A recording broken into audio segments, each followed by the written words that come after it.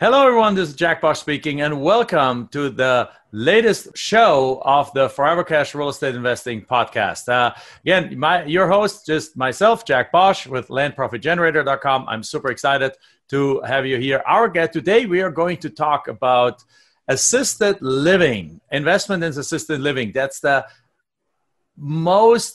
basically a lot of the behind the scenes, a lot of the really big players are reorienting their game towards that space. So it's definitely something you want to learn about, particularly also because it's one of these kind of niches that I say in the best sense of the word, weird niches like land flipping, right? And we have one of our guys here that is an expert in that area, owns several of them, and we're going to introduce him in just a second. Before we do go though, as always, make sure you leave us a 5-star review if you enjoy the episode. If don't say anything, right? But if you enjoy it, a 5-star review, go on iTunes, put the 5-star, check the 5-star box or whatever it is, and then leave us a little blurb on there.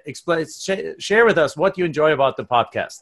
And that helps us spread the word and get more things out there, get more listeners to this podcast. Also, if you're watching this on YouTube, make sure you go below, put the thumbs up, ask your question, share it with others so we can, again, spread the word. So with that, we'll get started in just a second.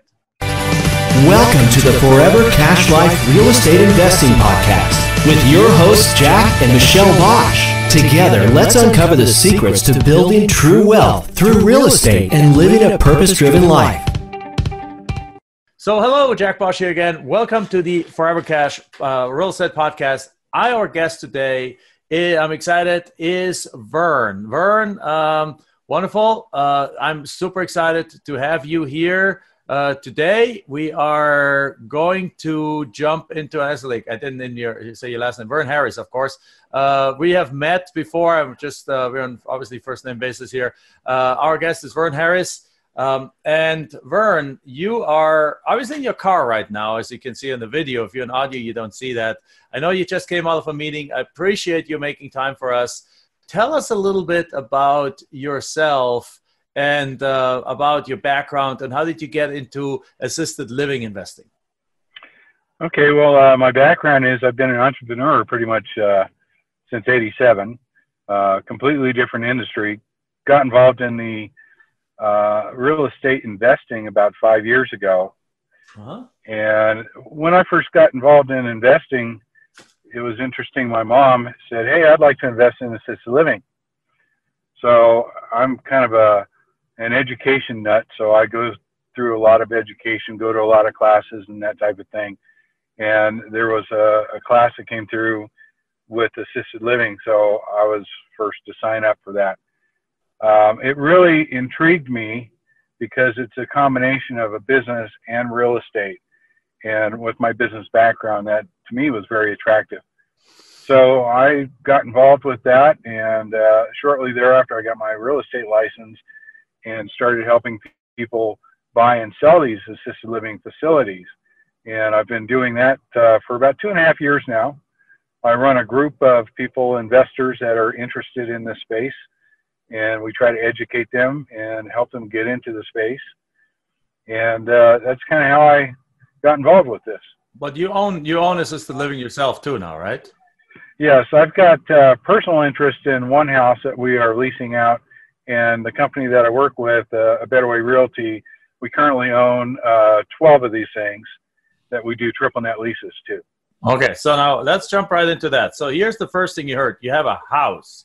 When people hear assisted living facilities, they think like down the road in Phoenix on one of the interstates right next to it, there used to be a hotel. We actually did seminars in that hotel. The last time I drove by, it's like about 15 miles away from here. Last time I drove by, I was like, what is that? It's no longer the XYZ hotel. Now it's a big assisted living facility with something like 150 rooms. And it makes sense. A hotel, each room has their own bathroom. Each room is the water, so a hookup and so on. And plus they have a big kitchen and a big dining room. And so it's a big place for like 150 people to live in there, or perhaps even 300. I don't know how many rooms they had, but probably at least, let's say 200 rooms or so. So there's assisted living for 200 rooms. This is not what we're talking about. You're talking about taking a house and making an assisted living facility. So that is interesting. So that seems to be much more accessible for the regular budget, because I'm sure that assisted living facility over there cost many millions of dollars plus many millions of dollars of renovation and marketing and so on to fill it up, versus a house making it ready is probably not a multi-million-dollar project, right? Correct. Probably on average, by the time you're all said and done, if you were to start from scratch, in our market, a decent house is $600,000. We're talking about a pretty good sized ranch, maybe 3,000 and up square feet. And which market are you in? I'm in the Denver market. Okay. And then you're going to put in probably $100,000 to $150,000 of remodeling in that. Part of that, a good chunk of that, probably 40 to 50 grand, is in a fire suppression system, sprinklers basically. There's some modifications sometimes to the doors, some ADA things that you have to do. The bathrooms are the other big part. And then we want to add bedrooms. So a lot of times it's a garage conversion or adding in some walls, something along those lines. Ideally, we'd like to have at least 8 to 10 bedrooms in a house, and as many as 16 bedrooms. But usually when we get up to that number, it's going to be a new build that will fit better. Okay, makes sense. So you're taking a 3,000-4,000 square foot house, you're converting the garages. Yes, because if it's assisted living, usually the tenants don't drive anymore, right? Right. So you can take the garage and convert it into more bedrooms.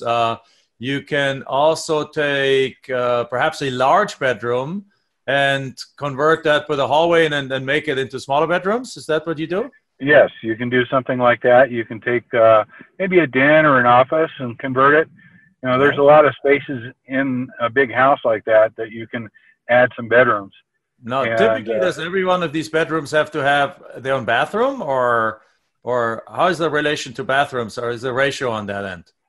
Well, by law, you have to have at least one bathroom per 6 residents.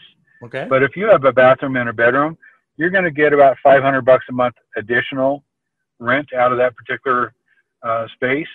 So it makes sense if you can to add them in. It might cost you $5 grand to put it in, but you'll get that return in 1 year. 10 months, yeah, absolutely. That's exciting. So now that sounds good. So you found a house that has the right configuration. Perhaps there's a 2 or 3 car garage that you can turn into bedrooms. Just to have you take an office, turn it into a bedroom. You take the large master and turn it into two bedrooms, and perhaps it has 3 other bedrooms anyway already. So now you're at 5, 6, 3, 6, 8, let's say 9 bedrooms for the house at this point. Is that a feasible number? Yes, it is. And in our state, 10 is kind of a sweet spot. When you get over 10 beds in a house, then you need to have an additional caregiver. So, you know, the other half of this is that you're actually giving caregiving to these residents. So that's the part of the business that's the operations business side. So you're really giving them help with their what they call the daily activities of living. So eating, dressing, sometimes toileting if they need that kind of care. And it varies depending on what their level of care needs are. So you wouldn't want to go over 10 people for one caregiver. Now that's an expense. So 10 is kind of a sweet spot, so you don't have to bring in another employee. Right. Okay. Very cool. So now walk me through the scenario, or before you walk me through that, I'll ask that question in a moment. But right now so this is the real estate side, getting the house ready. Now the operation side of thing is what probably scares most people, because they don't know what the laws are, what you have to do in order to care. So are you running these? Are you hiring the nurses and the caregivers and marketing the properties and filling them up, or how do you end up making this a profitable and endeavor that also helps the well-being of the people there? Okay, so we do not do that part, but somebody could, and it's not that difficult because it's like any other business. It is a challenging business, like any business, but it's pretty profitable too. The average in Denver for a private pay bed is $4,200 a month. So Whoa. if you have 10 bedrooms in a house, then your gross income is going to be $42,000 a month. All right. Now that probably caught a bunch of people's attention right now. So $42,000 a month on a, let's say make it $40,000 on a 9 or 10 bedroom place. All right. So like if somebody, let's walk through two scenarios. If you do not want to do the business part of it yourself, you're a real estate investor, you want to find a house, you want to get it ready, who do you rent it out to? Who is like the main leasing person where are some companies that would come in and take a place and rent a place like that and then do the business operation side of that? You're looking for small operators of these things. Your best client is somebody who's already doing it and is looking to expand their operations. The whole business works better in multiples, what we would call a 3-pack. Because usually it requires an administrator, so that's somebody who's at the top kind of running things. And that person could be getting paid anywhere from 40 to 80 grand a year, depending on their level of how good they are and how many they're running. So you take that big expense and you spread it over 3 facilities or 4 facilities, your cost per facility goes down. Of course, your profits go up.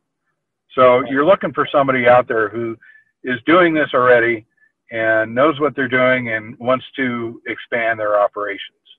Okay, that makes sense. Now, how much do they pay you in rent on a place like that if they take over the operations? It varies, but we're probably seeing anywhere from $6,000 to $8,000 a month as on a triple net lease. Okay, $6,000 to $8,000 a month. Okay, in that case, it makes sense to buy a $600,000 property, put $150 in it, because you're basically getting about a 12% cash on cash, and you still get your depreciation and so on.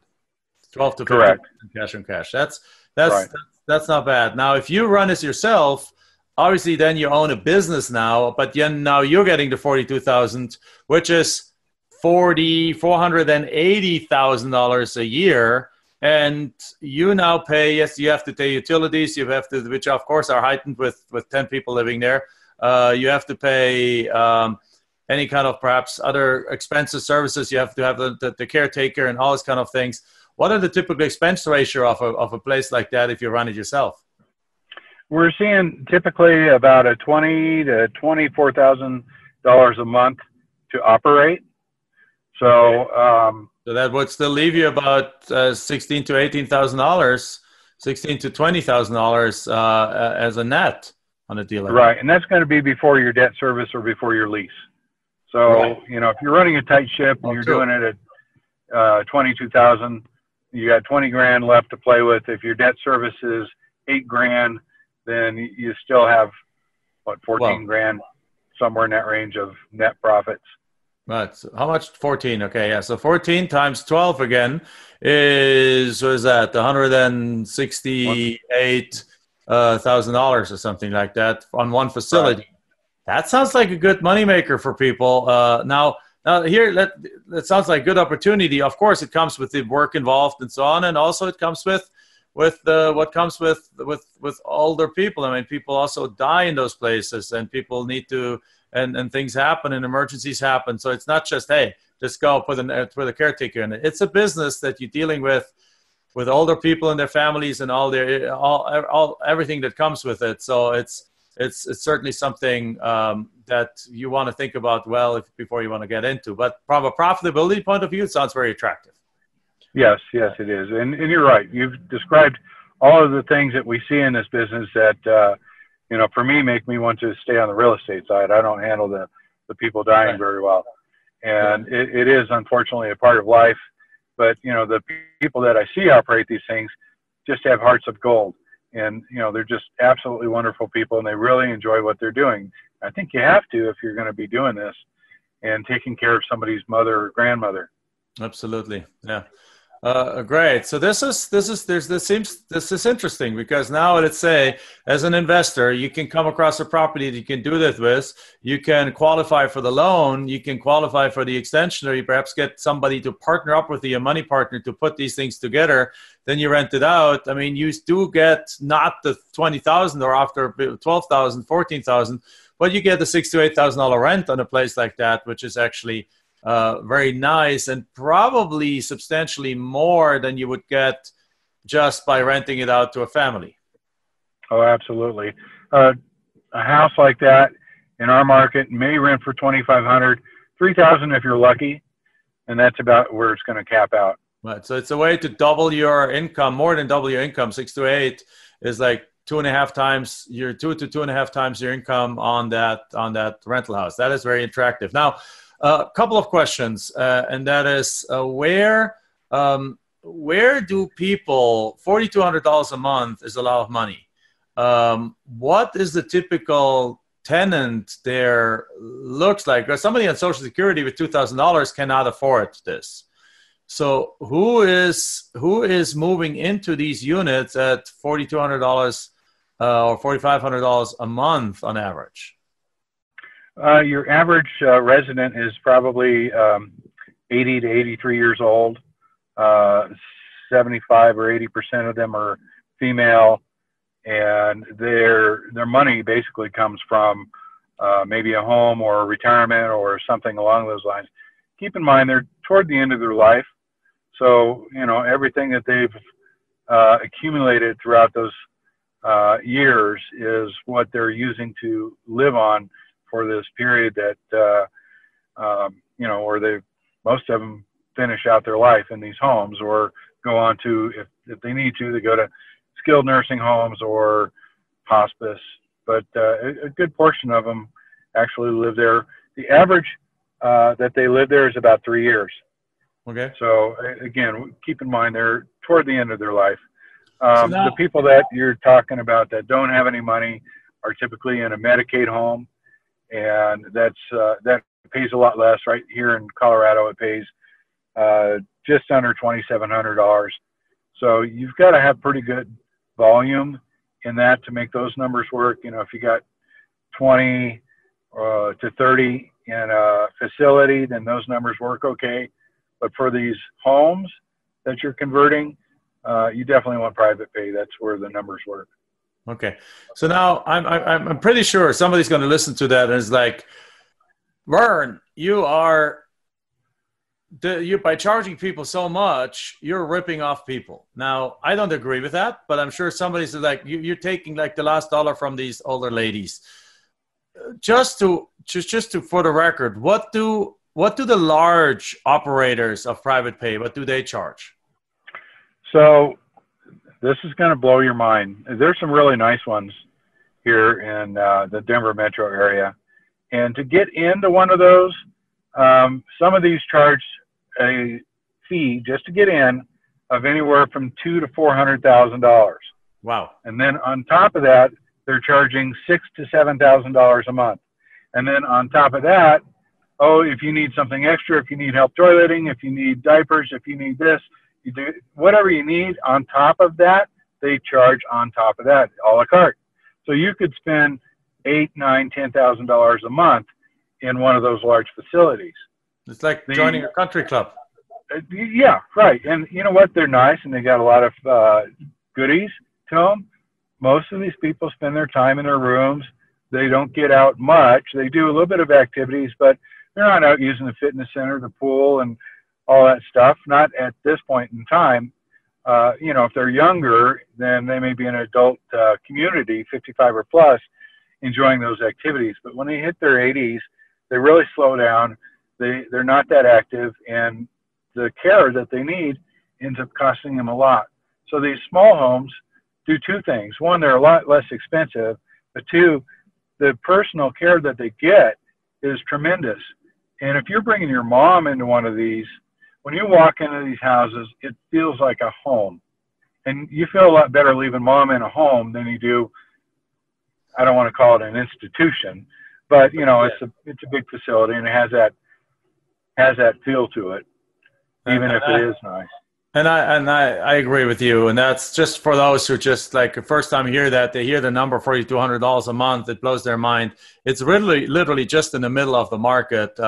But what you offer is really comparable to the top of the market. And some of these houses might have pools, right? They might have fenced pools. Some of these houses might have a nice garden for people to sit out, right? And a covered patio, and they have all these things that they can use just on a smaller scale, and much more community and much more care from the individual caretaker, because they don't have to run around and take care of 150. They take care of only 9 or 10.